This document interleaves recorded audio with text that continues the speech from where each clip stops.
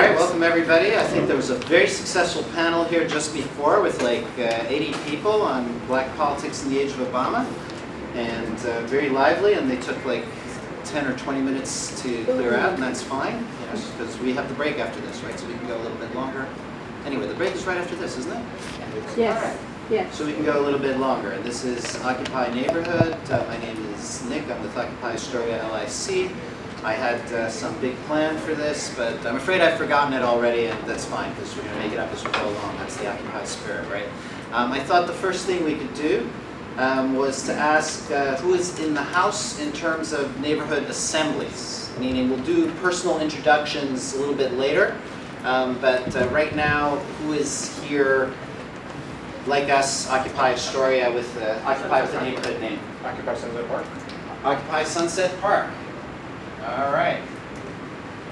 Actually, could I ask, when a name is called out, like Occupy Sunset Park, if everybody who's from that Occupy could put their hand up, just to get Right. a sense of... Great, that was the idea. All right, so we got two people from Occupy Sunset Park. Who else have we got here? What other? Kensington? Kensington. I will start leading out the Occupy. Occupy Harlem General Assembly. Harlem GA. Mm-hmm. Sophia? You raised your hand.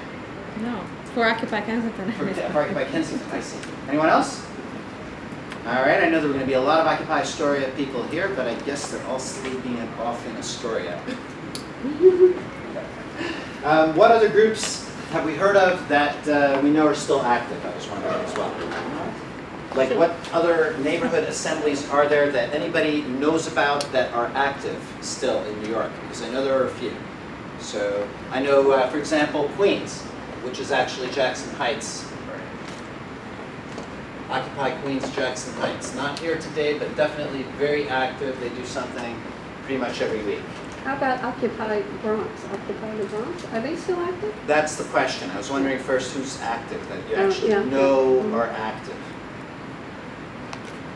I know there are more. Has Occupy Red Hook disappeared? Well, let's start writing them all down. I know Occupy Red Hook was also active. Occupy Staten Island. Staten Island is definitely active, especially since Sandy. They've gotten bigger. And there was Occupy Williamsburg, which Mhm. I think is not active. All right, let's put Williamsburg over here because I also think they are not active. Which one? Bushwick. Is Bushwick active? Bushwick was very active. I don't know. I don't know. All right, so Bushwick. Bed-Stuy. Can anyone else think of any I others? think there was a Crown Heights. There was a Crown Heights. There is, and they are active. Yeah. There is and they're active. That's great to hear. I wish they were here. Well, I could pretend. And was there an Occupy East Harlem that was different than Occupy Harlem? Or did I make I don't that know up? about East Harlem, but there was a Washington Heights West Side group Uh-huh. that called themselves Occupy Harlem, Occupy West Harlem. But I don't think they're active. A couple of teachers started that. All right, and should we add Occupy Sandy here as something that partly came out of the neighborhood assemblies? All right, I was just curious to see that. Now, I was going to suggest, if it's all right, that there are three of us who are supposed to be panelists, but that we each make short statements, and then we just start a meeting. Then we introduce everybody. Everyone can introduce yourselves and start a meeting and talk about your experiences as Occupy neighborhood or as just Occupy, and we move on from there to see where the future of this phenomenon might be. So is everyone all right with that? Okay, great. Now at this point, there's supposed to be about 4 or 5 people from Occupy Astoria here. Should I be saying that for the video?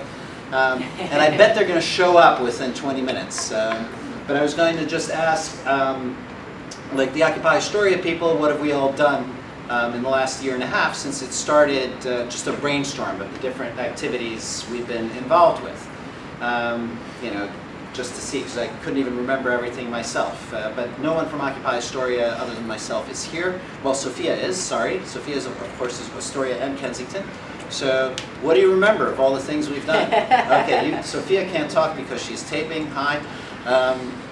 All right then, so then a quick quick recap just by title. What have we done at Occupy Astoria starting in January 2012? We've marched with the St. Patrick's Day for All parade. That was really a lot of fun.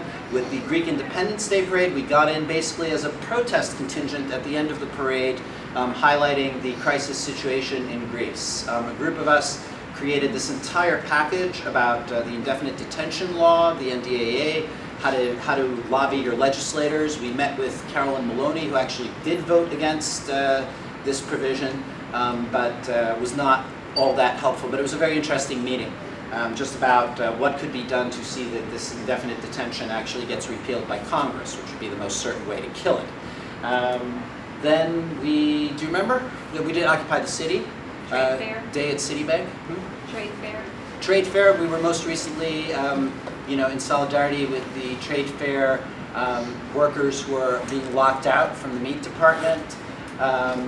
And we've done film series. We did like a series of 10 films last year, and we're in the middle of a series of 6 films this year where we show documentaries for the 99%. We've gone to every possible protest you can think of, the May Day protests, the Stop and Frisk protests especially. We've done panels about Stop and Frisk in Astoria. And I'm sure I'm leaving out many other things. It was incredibly active and intense, especially in the first 6 months. The people who make up kind of the core of Occupy Astoria started in Zuccotti Park. They didn't even know each other from Astoria. They met in Zuccotti Park and said, why don't we start an Occupy Astoria? And from the beginning, we were attracting very large General Assemblies. The General Assemblies have kind of run out of steam. We had as many as 45 people at General Assemblies, and we would talk process for an hour. Maybe this is a general Occupy problem. So it's been very intense. I'd say the total number of people have been most active, have been like really active in organizing things cumulatively. Over all the different events that we've done, it's about 50 different people that have been involved. But at any one time, the core is maybe 5 to 10 people. But this keeps swapping out. People come and go, and they come back. But they haven't become strangers. I think this is important because there's a lot of goodwill among us. We take each other seriously. It's a network, a community, a culture, a set of ideas, and an evolving set of practices. And it's spreading, even at times when the movement seems not to be moving. And I really think this is the most important aspect at this stage for now, because we have not turned into a giant mass movement of any kind. We're not like the one big union. We're not organizing the international workers of the world, and we're not becoming a kind of force that hundreds of people in the neighborhood become members of. In large part, we're just very well known and active and spreading the ideas and becoming larger as a network of friends. I think it's extremely important to overcome the atomization in American society. I think the thing that we really confront that's the problem is people are always thinking of themselves purely as themselves. They don't know their own neighbors, and they don't know, I dislike everything about politics and economics, but I don't know what to do about it, and what could anyone possibly do, etc. So it's important to have this community. Occupy in general is widely called dead, although it is usually credited with one big accomplishment, right? Everyone says the same thing, which is what? We changed the conversation. People are talking about economic inequality. Everyone knows now that there is a 1%, and everyone knows the slogan, we are the 99%. I'd say that the initial Occupy wave started a shift in the political culture, 2 other shifts that were important besides we are the 99%. And the number 2 would be that movements for peace, justice, economic change, ecological transformation have a heightened awareness that they are involved broadly in one struggle, or roughly a similar struggle against the same system. So the slogan there has been, all our grievances are related, and people understand a single issue can't get the job done. We need to overhaul everything, economics, politics, society. We need a revolution, whatever form it's going to take. And number 3, there's this idea that this network is growing, even when the movement doesn't seem to be moving, and which it certainly isn't compared to the autumn of 2011. But I honestly think a lot more people are involved in the community than were initially. I think you'd be able to see that if there was an ability to just gather in a place like Zuccotti Park unmolested for a few days and see how that would grow. And often it's chaotic. So we don't know what the next big thing is going to be. This is unpredictable, depends on events. Factors might suddenly converge. You couldn't have said what would have happened in Turkey 3 weeks ago. So that's when we'll see what the real size of this is as it's developed. Occupy Sandy gave us a kind of glimpse where we suddenly saw thousands of people coming out under that name. They weren't necessarily Occupy involved, but they were inspired enough to call it Occupy. So I think that's important.